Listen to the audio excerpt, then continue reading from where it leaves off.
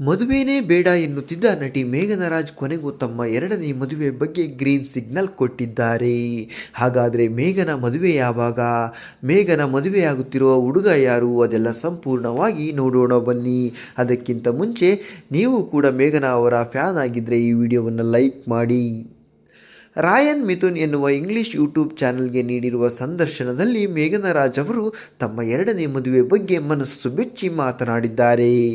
ಪ್ರತಿಯೊಬ್ಬರಿಗೂ ಸಂಗಾತಿ ಬೇಕು, ಆತ ಗಂಡನಾಗಿಯೇ ಅಂತಲ್ಲ, ಆದರೆ ಜೊತೆಗಾರನಾಗಿ ಇರಬೇಕು. ಒಂದು ಗಂಡಿಗೆ ಒಂದು ಹೆಣ್ಣು ಹೌದಾದರೂ ಎಲ್ಲ ಸಂದರ್ಭದಲ್ಲಿಯೂ ಅದು ಹಾಗೆಯೇ ಆಗಬೇಕೆಂದು ಇಲ್ಲ. ಕೊನೆ ಪಕ್ಷ ನಮ್ಮ ಕಷ್ಟ ಸುಖ ಮಾತನಾಡಲು ಆದರೂ ಜೊತೆಗಾರ ಬೇಕು ಎಂದಿದ್ದಾರೆ ಮೇಘನಾ. ಈ ಬಗ್ಗೆ ತುಂಬ ಮಂದಿ ನನ್ನ ಬಳಿ ಬಂದು ಮಾತನಾಡುತ್ತಾರೆ, ಮತ್ತೊಂದು ಮದುವೆಯ ವಿಷಯದ ಬಗ್ಗೆ ಪ್ರಸ್ತಾಪ ಮಾಡುತ್ತಾರೆ. ಆದರೆ ಸದ್ಯ ಇನ್ನೊಂದು ಲವ್ ಬಗ್ಗೆ ನಾನು ಮಾನಸಿಕವಾಗಿ ರೆಡಿಯಾಗಿಲ್ಲ. ಹಾಗೆಂದು ಅದು ಆಗುವುದೇ ಇಲ್ಲವೆಂದೇನಲ್ಲ.